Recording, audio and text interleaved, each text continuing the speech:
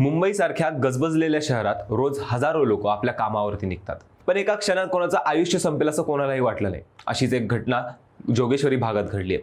फक्त 22 वर्षाची संस्कृती नावाची मुलगी सकाळी ऑफिसला निघाली होती. नुकतीच RBL बँकेत कामाला लागली होती. ती जोगेश्वरी स्टेशनच्या बाजूने रस्ता ओलांडत असताना अचानक वरून उंच इमारतीवरून एक वीट खाली पडली.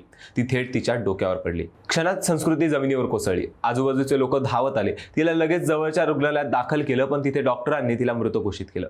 सगळं काही फक्त काही सेकंदात घडलं. संस्कृती विलेपार्ले परिसरात राहत होती. ती मॅनेजमेंटचं शिक्षण घेत होती आणि करिअरची सुरुवात नुकतीच करत असताना अशा घटनेने तिच्या स्वप्नांचा चुरडा झाला. तिच्या वडिलांनी आणि नातेवाईकांनी पोलिसांकडे तक्रार नोंदवली आहे. पोलिसांनी त्या इमारतीच्या ठिकाणी तपास सुरू करत काम सुरू होतं का, बांधकाम चालू होतं का, की निष्काळजीपणामुळे ती वीट वरून पडली याचा शोध घ्यायला सुरुवात केली आहे. ही घटना ऐकून सगळीकडे हळहळ व्यक्त केली जाते. एक निष्पाप मुलीचं आयुष्य केवळ एका निष्काळजीपणामुळे संपलं. मुंबईसारख्या शहरात रोज उंच इमारती उभ्या राहतात, पण सुरक्षा नियमांचं पालन न झालं तर अशा घटना पुन्हा पुन्हा घडतात.